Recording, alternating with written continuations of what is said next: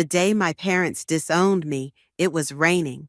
Not the gentle kind that makes everything smell fresh and clean, but the harsh, bitter type that soaks through your clothes and chills you to the bone. Looking back, it was fitting weather for what was about to happen. I'm Julia, and at 22, I thought I had my whole life figured out. I was wrong about a lot of things, but not about the choice that changed everything.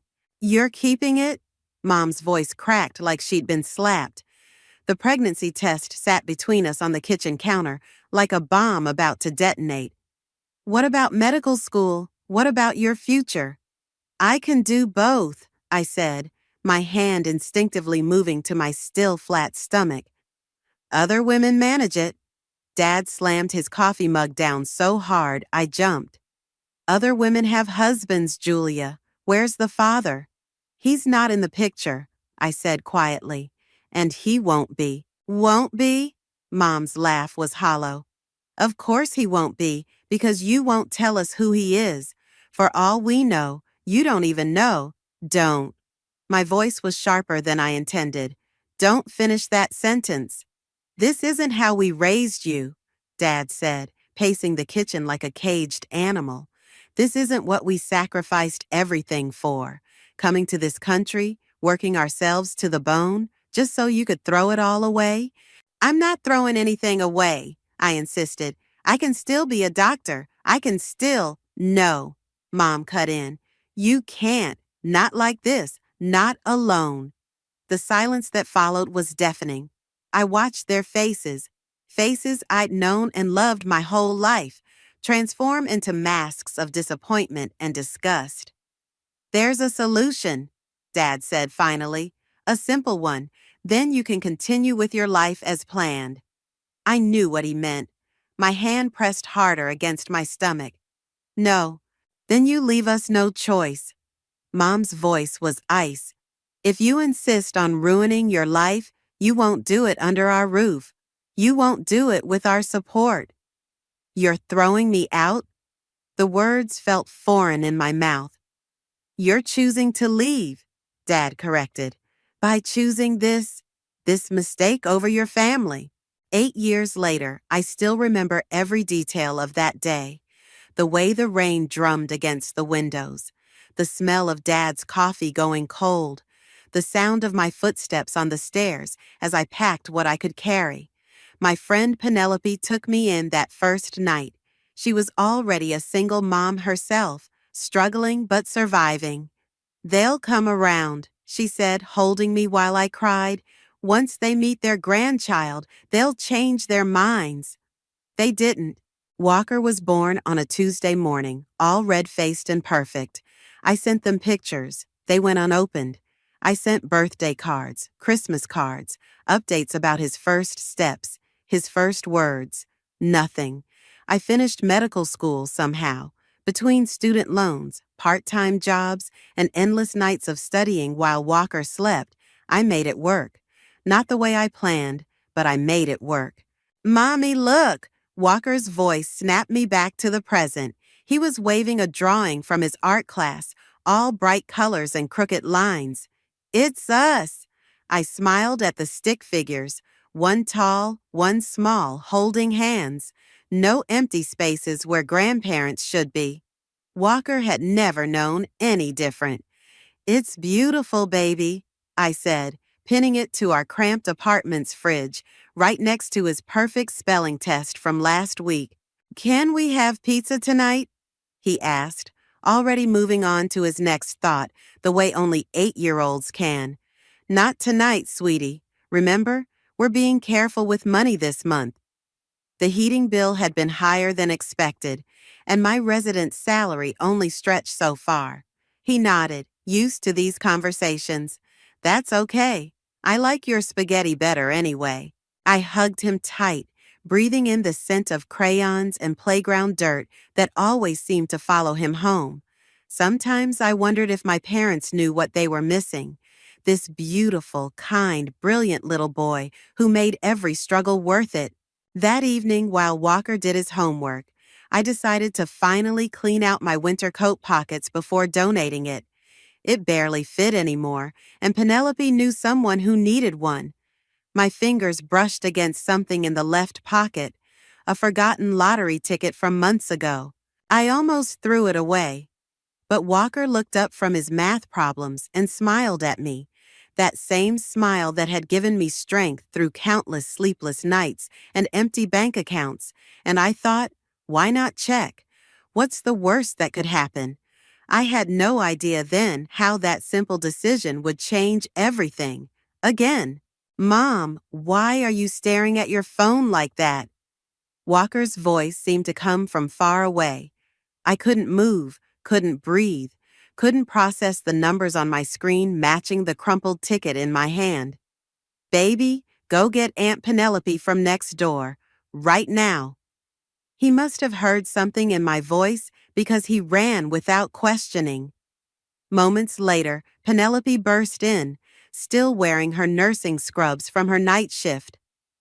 Julia, what's wrong? I wordlessly handed her my phone and the ticket. She looked back and forth between them 3 times before her eyes went wide. Holy shit, she whispered, then quickly covered her mouth, glancing at Walker. Is this real? I don't know, I managed. I can't think straight. 47 million, Penelope read out loud. After taxes. Julia, you're still looking at over $20 million. Walker tugged at my sleeve. Are we rich now, Mommy? I pulled him into my lap, my hands shaking. I don't know yet, sweetie. We need to make sure this is real first. The next few hours passed in a blur. The lottery office confirmed it was real. They connected me with a financial advisor named Alec, who spoke in calm, measured tones that helped ground me. The first thing you need to do is tell absolutely no one, Alex said during our emergency meeting that afternoon. Not your colleagues, not your neighbors, no one except those who already know. What about my family? I asked, then laughed bitterly. Never mind, they haven't spoken to me in 8 years. Alex's eyes softened. That might change once news gets out. Money has a way of bringing people out of the woodwork. He wasn't wrong. The very next day, my phone rang with an unfamiliar number. Julia, sweetheart? My mother's voice, so familiar yet so strange, made my stomach clench. We saw you on the news. I gripped the phone tighter. Did you? We've been thinking about you, about Walker. We miss you both so much. 8 years, I said, my voice trembling. 8 years of silence, and now you miss us? We were wrong, she said quickly. We know that now. Your father and I, we've changed. We want to make things right. I closed my eyes, remembering countless nights of crying myself to sleep, of explaining to Walker why he had no grandparents at his school events. Julia. Penelope stood in my doorway, concern etched on her face. She'd taken the day off to help me deal with everything. You okay? I covered the phone. It's my mother. Penelope's expression hardened. She knew everything they'd put me through. She'd been there for every tear, every struggle, every moment they should have been. We'd love to see you, Mom was saying. And Walker, your father's already talking about making up for lost time. We could have dinner this weekend? I'll think about it, I said finally. Please do, sweetheart. We love you. We always have. After I hung up, Penelope handed me a cup of coffee. You're not seriously considering it, are you? I don't know. I stared into the cup. Part of me wants to believe they've really changed. And the other part? Wants to tell them exactly where they can shove their sudden desire to reconcile. Walker came home from school then, bursting with energy. Mom, did you tell Grandma and Grandpa about the money? Can they come visit now? My heart broke a little. Of course he'd want grandparents. What child wouldn't? How about we focus on our plans first, I said, pulling him close. Remember what we talked about? His face lit up. A house with a backyard and a dog? That's right. I kissed his forehead. And you staying in your same school with all your friends. Later that night, after Walker was asleep, I sat with Alex's business card in one hand and my phone in the other. My mother had called 3 more times. Whatever you're thinking, Penelope said, joining me on the couch, remember how strong you've been without them. Remember who was there when Walker had pneumonia last year, who helped you study for your boards, who actually cares about you, not your bank account. My phone buzzed again. A text from my father this time. We should discuss your future plans. I know some excellent investment advisors. I showed it to Penelope, who snorted. Of course he does. You know what? I said, something hardening in my chest. I think I will meet with them. Julia. Not to reconcile, I clarified.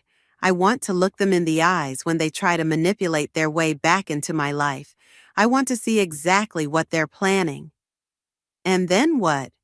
I thought about Walker's drawing on the fridge, our perfect family of 2, about all the other single mothers out there struggling like I had, about karma and justice and the power to finally stand up for myself. And then, I said, I'm going to make them regret every single day they pretended we didn't exist. The restaurant they chose was exactly the kind of place they'd always loved. All crystal glasses and white tablecloths. I deliberately wore jeans and a sweater, watching my mother's slight wince as I sat down. Julia, darling, she said, reaching for my hand. I pulled back before she could touch me. You look healthy? Dad cleared his throat. Where's Walker? We were hoping to meet him. He's with Penelope, I said. I wanted to talk to you both first. That woman, Mom muttered, then caught herself. I mean, it's good you have friends. A waiter appeared with water and menus. My parents ordered wine. I asked for coffee. So, Dad said, leaning forward, we've been doing a lot of thinking about the past, about mistakes made on all sides. On all sides? I interrupted. What mistakes did I make exactly? Having a baby? Raising him alone? Being successful despite you abandoning us? Now, Julia, Mom started, but a new voice cut in. Sorry I'm late. A man in an expensive suit appeared at our table. Traffic was terrible. Julia, this is Xerxes, Dad said. He's our lawyer. We thought it might be helpful to have him here to discuss arrangements. I stared at them. You brought a lawyer to lunch? Just to help facilitate, Xerxes said smoothly, pulling out a chair. Your parents have been working on a comprehensive plan for family reunification. He pulled out a folder and started spreading documents across the table. My coffee arrived, and I wrapped my hands around the warm cup, watching this surreal scene unfold. We've drafted a proposal, Mom said eagerly, a way to make up for lost time. We could set up a trust for Walker, of course, and there's the matter of the family business. What family business? I asked. The one we're going to start, Dad said. Together, we've already looked at some properties. With your new resources and our experience, stop. My voice was quiet but firm. Just stop. They all fell silent, looking at me with varying degrees of confusion. Julia, Xerxes said, your parents are trying to build bridges here. Perhaps if you looked at the proposals, did they tell you how they kicked me out when I was pregnant? How they ignored every letter, every photo, every attempt I made to contact them for 8 years? Xerxes shifted uncomfortably. Mom jumped in quickly. We've apologized for that, darling. We were wrong. We want to make it right. Make it right? I laughed. By bringing a lawyer to ambush me? By making plans for my money before even asking how your grandson is doing? Now, that's not fair, Dad started, but I stood up. I need to use the restroom. In the hallway near the bathrooms, I leaned against the wall, taking deep breaths. Then I heard voices around the corner. Can't rush her too fast, Xerxes was saying. We need her to trust us before we suggest the investment structure. 8 years we waited. Mom's voice replied. We're not missing this opportunity. Once we get control of the accounts. Eliza, Dad interrupted. Someone's coming. I slipped into the bathroom before they could see me, my hands shaking as I gripped the sink. My phone buzzed. A text from Penelope. Walker wants to know if he's meeting his grandparents today. I looked in the mirror, seeing the hope in my son's eyes reflected in my memory. Then I remembered my mother's words. Once we get control of the accounts. Taking a deep breath, I texted back. No, but I think it's time to move forward with Plan B. When I returned to the table, I wore a carefully neutral expression. Sorry about earlier, I said, sitting down. This is all just overwhelming. Their faces lit up with poorly concealed triumph. Of course it is, sweetheart, Mom cooed. That's why you need family. Why don't you come over this weekend? Bring Walker, we can discuss everything properly. Actually, I said, I have a better idea. Why don't you come to my place next Friday? I'm having a small gathering. Some friends, some business associates. It would be a good opportunity to meet Walker in a comfortable setting. They exchanged glances. What kind of business associates? Dad asked carefully. Oh, just some people I've been talking to about investment opportunities. I smiled. You'll want to meet them, I'm sure. They agreed eagerly, exactly as I knew they would. As we said goodbye, my mother hugged me, whispering, We're so glad to have you back, darling. I hugged her back, thinking of the conversation I'd overheard, of the lawyer they'd brought, of 8 years of silence. Me too, Mom, I said. Everything's gonna be exactly as it should be. Walking to my car, I called Penelope. Contact Valerie at the social services office.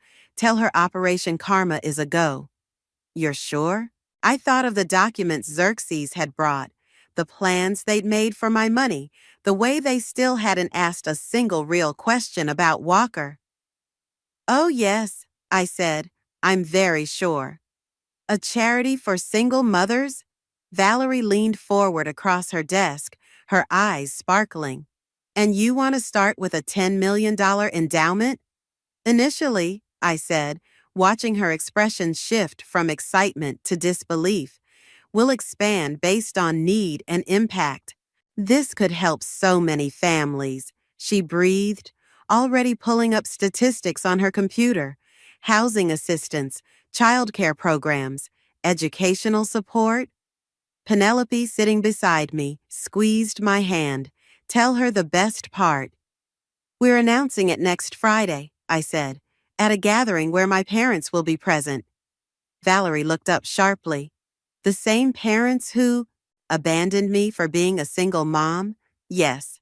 I smiled. I want them there when I publicly pledge to support everything they condemned. That's deliciously petty. Valerie grinned. I'm in. We spent the next hour outlining programs and structures. Valerie knew the system inside and out, where the gaps were, which families needed the most help, how to make the biggest impact. My phone buzzed repeatedly during the meeting. Texts from my mother about dinner preferences, about Walker's favorite toys, about investment opportunities she and Dad had researched. They're love-bombing you, Penelope said as we left Valerie's office. Classic manipulation tactic. I know. I showed her the latest message. Your father's friend has an amazing real estate opportunity. Time sensitive. Can we discuss? They're getting desperate, Penelope observed. How much have you told them about your actual plans for the money? Nothing. They just assume I'll hand everything over to their experienced management. Back home, Walker was doing homework with his after-school sitter. He looked up as I entered. Mom, did you see Grandma's message? She wants to buy me a gaming system. I sat beside him. Honey, we need to talk about Grandma and Grandpa. Are they coming to your party? Yes, but I searched for the right words. Sometimes people act nice because they want something, not because they've changed. He considered this, his 8-year-old face serious. Like when Tommy only shares his snacks when he wants to play with my toys? Exactly like that. I hugged him close. I need you to trust me about this, okay? I trust you, Mom. He hugged me back. Can we still get a dog, though? Later that evening, Alec came by to review the charity paperwork. The anonymous donation has already been processed, he confirmed. It'll hit the news cycle tomorrow. How long until they figure out it was me? I asked. Given the amount and timing, your parents will know immediately. He shuffled some papers. Are you ready for their reaction? Before I could answer, my phone rang. Mom's number. Julia, she sounded breathless. Did you see the news? Someone just donated $10 million to help. People like you used to be. It wasn't, was it? I saw that, I said neutrally. Wonderful news for struggling families, isn't it? But, darling, that money could have been invested. Think of the returns we could have. We? She backpedaled quickly. I just meant as a family, we should discuss these decisions. Your father and I have experience. Mom, I interrupted. I need to go. Walker needs help with his homework. After hanging up, I turned to Alec. How's the media strategy looking? He checked his tablet. Press release goes out Monday. Local news is already interested in the human interest angle. Successful doctor giving back to the community. We can do interviews Thursday, right before your gathering. Perfect. I looked at the charity's mission statement, proudly displayed on top of the stack. Supporting single parents, breaking cycles of judgment. My phone buzzed again. Dad, this time. We need to talk about your financial decisions. This isn't what we discussed. We never discussed anything, I muttered. You okay? Penelope asked, returning from putting Walker to bed. Just thinking about Friday, about finally showing them who I've become without them. And who's that? I showed her my draft response to the press release. As someone who faced judgment and abandonment for being a single mother, I know firsthand how crucial support can be. This foundation isn't just about financial aid, it's about changing perceptions and breaking down the stigma that too many single parents face. That's who, I said, someone who turns pain into purpose. Penelope read it twice, then looked at me with tears in her eyes.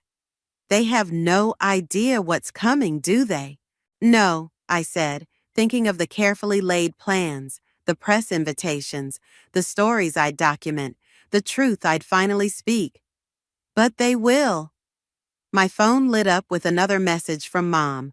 We're just worried about you, darling. Let us help. I didn't reply. Friday would be my response to everything. The local news interview aired Thursday morning. By Thursday afternoon, my parents had called 17 times. You looked beautiful on TV, Mom gushed when I finally answered. Though perhaps a bit casual for such an important announcement.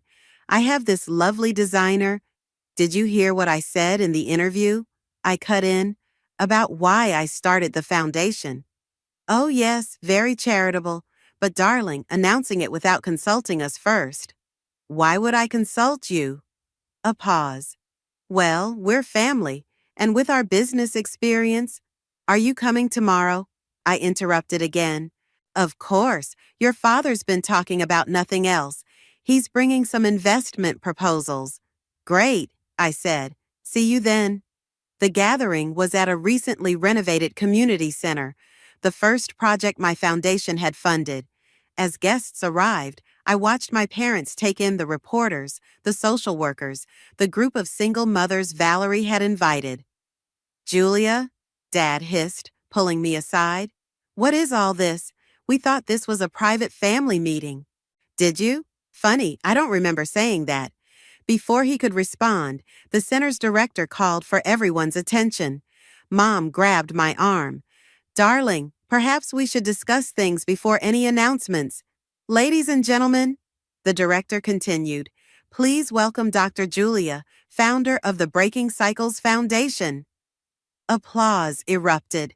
I gently removed my mother's hand and walked to the podium. 8 years ago, I began, I was disowned by my family for choosing to be a single mother. I heard my mother's sharp intake of breath. I was told I was throwing my life away, that I would fail, that no one would respect me. I paused, meeting their eyes in the crowd. They were wrong. Julia? Dad started to stand, but Xerxes pulled him back down. Today, I'm a successful doctor, raising an amazing son, and I'm using my lottery winnings, all of them, to ensure no other single parent faces the discrimination and abandonment I did. Cameras flashed. My parents sat frozen. The Breaking Cycles Foundation will provide housing assistance, childcare support, educational grants, and most importantly, a community that supports rather than shames single parents. More applause. I saw Penelope wiping tears, Walker beaming proudly beside her. And to kick off our mission, I'd like to introduce some people. I gestured to the side. These are the first 10 recipients of our housing grants. Each of them has a story similar to mine. Each of them has faced judgment, abandonment, and struggle. And each of them is proving, just like I did, that single parents are capable of extraordinary things. The recipients stood, some holding their children, all receiving thunderous applause. My mother's face had gone pale. Questions? I asked the crowd. A reporter stood. Dr. Julia, your parents are here today. How do they feel about your foundation? I smiled sweetly. Why don't we ask them? All eyes turned to my parents. Dad stood abruptly. This is ridiculous, he snapped. You're making a spectacle of private family matters. We came here to discuss business opportunities. To discuss controlling my money, I corrected, just like you tried to control my life. We were protecting you. No, I said firmly. You were protecting your reputation, your traditional values, your control, and now you're here for my money, not for me or Walker. Mom burst into tears, perfectly timed, perfectly dramatic. How can you say such things? We're your parents. Parents? Penelope stood up. Parents don't abandon their children. Parents don't ignore their grandchild for 8 years. Parents don't show up with lawyers and investment schemes only after their daughter wins the lottery. The reporters were scribbling frantically. Xerxes tried to intervene. Perhaps we should take this discussion private. No, I said. No more hiding. No more shame. Every dollar I won is going to help people who faced what I faced, to show them they're not alone and they're not wrong for choosing to be single parents. Dad's face had turned purple. You ungrateful. Security, I called calmly. Please escort my parents out if they can't maintain composure. As they were led away, Mom turned back. You'll regret this. You're making a huge mistake. No, I said, loud enough for everyone to hear. My only mistake was spending 8 years hoping you'd love me more than you loved your prejudices. After they left, the event continued. I met with grant recipients, gave interviews, watched Walker play with other children who understood exactly what it meant to have absent grandparents. My phone buzzed with a text from Xerxes. Your parents want to discuss damage control. I typed back, nothing to discuss. The truth isn't damage, it's freedom. Looking around at the community I'd built, the lives I was helping change, I finally felt free of their judgment, free of hoping for their approval, free to be exactly who I'd become without them. And it felt better than any revenge could have. The morning after the foundation launch, my mother showed up at my apartment unannounced. Her designer handbag was clutched tight against her chest like armor. Your father doesn't know I'm here, she said when I opened the door. Does it matter? I stepped aside to let her in. Coffee? Please. She perched on the edge of my couch, looking around the modest apartment. You could live somewhere so much nicer now. We're moving next month. A house near Walker's school. I handed her a mug. But that's not why you're here. No? She took a shaky breath. What you did yesterday. The publicity? Do you have any idea what this will do to our reputation in the community? Your reputation? I laughed. That's what you're worried about? People are talking, Julia. The country club, the church. Is Grandma crying? Walker appeared in the hallway, backpack ready for school. Mom startled, as if she'd forgotten he existed beyond a concept. Walker, I brought you something. She pulled out a wrapped package. No thanks, he said quietly, moving closer to me. Mom says we shouldn't accept gifts from people who only want to be nice when it's convenient for them. Mom's face crumpled. That's not, I'm your grandmother. Are you? Walker asked. Because my friend Tommy's grandmother comes to his baseball games and helps with school projects. You just showed up when Mom got money. I put my hand on his shoulder, proud and heartbroken at how clearly he saw the situation. Time for school, buddy. Penelope's waiting to walk you. After he left, Mom dabbed at her eyes with an expensive handkerchief. You've turned him against us. No, I said firmly. You did that yourself. 8 years of birthdays, Christmases, school plays. Where were you? We were hurt. You defied everything I had a baby. I slammed my coffee mug down. I didn't commit a crime. I didn't hurt anyone. I chose to be a mother, to work hard, to succeed despite you telling me I couldn't. And now you're punishing us. Punishing you? I gestured around. I built a foundation to help others, to turn what you did to me into something positive. That's not punishment. It's growth. My phone buzzed. A text from Valerie. 3 more news stations want interviews. The story's going national. Mom saw the message. You can still fix this. We can release a joint statement. Say it was all a misunderstanding. Get out. Julia, get out. I stood up. You still don't get it. This isn't about you anymore. It's about every other parent who's been shamed, abandoned, or judged for their choices. It's about breaking the cycle of conditional love that you taught me. She stood too, straightening her designer jacket. You'll regret this. Your father. He has connections. He can make things difficult. Is that a threat? It's a warning. From a mother who loves you. I opened the door. No, a mother who loves me would have been there when I was scared and alone, would have held her grandson when he was born, would have celebrated my graduation from medical school instead of pretending I didn't exist. Julia, please. Goodbye, Mom. After she left, Penelope came over. She'd heard everything from next door. You okay? No. I showed her my shaking hands. But I will be. Your mom's right about one thing, she said. Your dad's going to retaliate. I know his type. Let him try. I picked up my phone as it buzzed again. Another interview request. The truth is already out there. Penelope sat beside me. You know what's funny? My parents did the same thing when I got pregnant. Kicked me out, said I was ruining my life.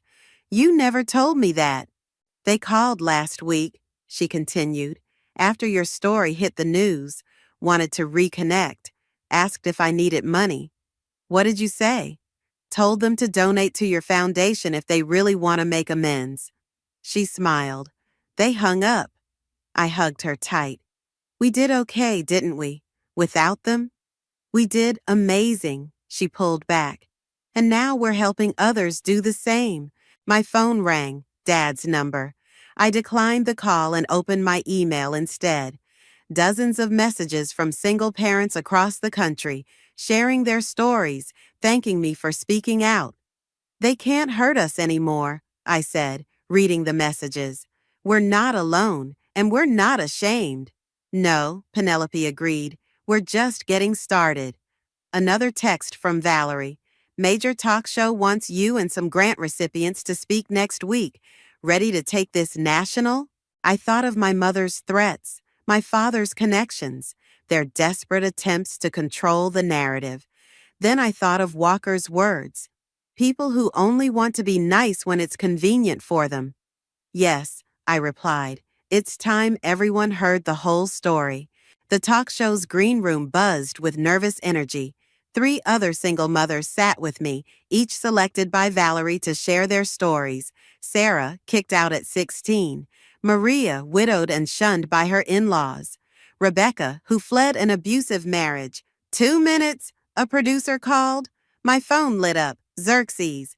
Your father insists on speaking with you before you go on air.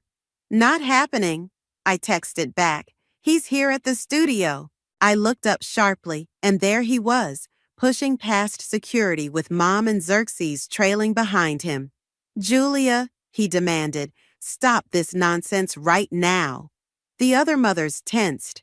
Security moved forward, but I held up my hand. Let him speak, I said. Let everyone hear exactly what he has to say. Dad straightened his tie. I've been calling all week. You're dragging our family name through the mud, making us look like monsters. You're doing that all by yourself, Maria muttered. Dad whirled on her. This doesn't concern you. Actually, I stood up. It concerns all of us. Every parent who's been told they're not good enough. Every child who's been denied grandparents because of pride and prejudice. We're going live in 60 seconds, the producer called. Julia, Mom stepped forward. Please, we can fix this privately, as a family. We're not family, I said quietly. Family doesn't abandon each other. These women? I gestured to the other mothers. They're my family now. They understand what real support means. 30 seconds. Dad's face darkened. If you do this, if you tell these lies on national television, lies? Rebecca stood up. Is it a lie that you kicked your pregnant daughter out? That you ignored your grandson for 8 years? Stay out of this, Dad snapped. No, Sarah joined in. We won't stay out of it. That's the whole point. We're done being silent, done being ashamed. Places everyone. The producer was gesturing frantically. Last chance, Dad growled. Stop this or what? I challenged. You'll disown me? Ignore me? Already done that. You have no power here anymore. Security finally stepped in, escorting them to the audience area. As we took our places on stage, I saw them sitting in the front row, faces tight with anger. The host opened with my story, the lottery win, the foundation, the family drama. Then she turned to me. Your parents are here today, she said. Would you like to address them? I looked directly at them. 8 years ago, you told me I was bringing shame to our family by choosing to be a single mother. Today, I want to tell you what real shame is. The audience was silent. Shame is turning your back on your child when they need you most. Shame is missing your grandson's entire life because of pride. Shame is only wanting a relationship when money is involved. That's not true. Mom stood up. We loved you.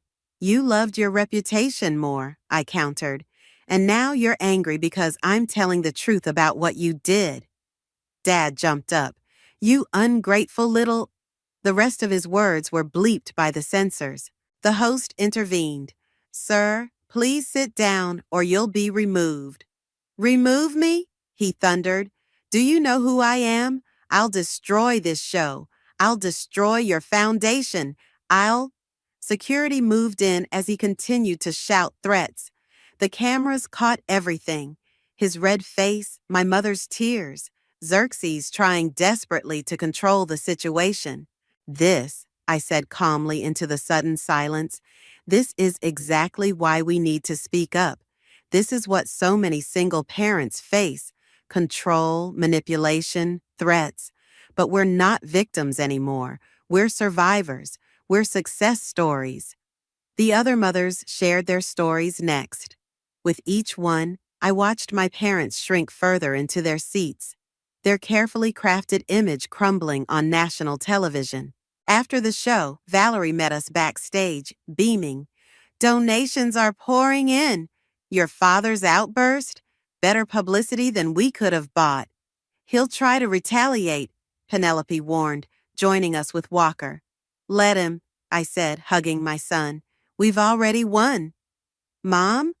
Walker looked up at me. Are Grandma and Grandpa going to be mad forever? I knelt down to his level. Probably, but that's their choice, just like supporting other families is ours. Good, he said firmly, because Tommy's mom needs help with his baseball uniform, and I told her about your foundation. I hugged him tighter, tears threatening. This was my legacy, not shame or silence, but strength and support. Not their conditional love, but a community built on understanding and acceptance. My phone buzzed one last time. Xerxes again. Your parents want to make a deal. I blocked his number without responding. We didn't need deals anymore. We had something better. We had truth. And this, I said, unlocking the door, is our new home. Walker ran inside, his footsteps echoing through the empty rooms. Penelope followed with a box labeled kitchen, while Maria and Sarah carried in bags of groceries for our moving day celebration. Mom, there's a tree house. Walker's voice carried from the backyard. Perfect for homework club, Maria said, her own kids already racing to join Walker outside. The house wasn't massive or luxurious, just a comfortable 4-bedroom with a big yard in a good school district. But it was ours, paid in full, with plenty left for the foundation. Mail's already coming, Penelope said, picking up an envelope from the floor. Her face darkened. It's from your parents' lawyer. I took the letter, but didn't open it. Instead, I pinned it to the kitchen bulletin board alongside the foundation's latest achievement, housing assistance for 50 single-parent families. Not today, I said. Today we celebrate. The doorbell rang. Valerie arrived with more volunteers from the foundation, carrying paint supplies and pizza. Soon the house filled with laughter and chatter as everyone picked rooms to paint. Did you see the news? Rebecca asked, rolling yellow paint onto Walker's bedroom wall. Your father's trying to start a competing foundation, something about traditional family values. Let him, I said. Our waiting list is already 300 families long. There's plenty of need to go around. Ms. Julia? Tommy, Walker's friend, poked his head in. My mom's here. She wants to talk to you. In the living room, Tommy's mother, Janet, stood nervously. I'm sorry to crash your moving day, but I got evicted. Tommy's dad stopped paying child support and, say no more. I pulled out my phone. Maria, can you check if Unit 3B is still available at the new housing complex? Within an hour, Janet was crying happy tears over approved emergency housing paperwork, while Tommy and Walker planned which games they'd play during their next playdate. This is what they'll never understand, Penelope said quietly, watching the scene. It's not about money, it's about community. The letters stayed pinned to the bulletin board as we painted and unpacked, as we ordered more pizza and the kids played tag in the backyard, as the sun set and our little community celebrated not just a new home, but a new kind of family. Finally, after everyone left and Walker was asleep in his freshly painted room, I took down the letter. Inside was a formal proposal. They would publicly apologize if I agreed to redirect foundation funds into a family-managed trust. They would acknowledge Walker if I gave them board positions. They would forgive me if I followed their plans. The doorbell rang again. This time, my mother stood there alone. Before you closed the door, she said quickly, I came without your father knowing. Why? She held out a small photo album.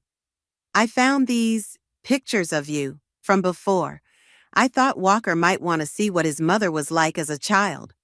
I took the album but didn't invite her in. That's what you came to say? She hesitated.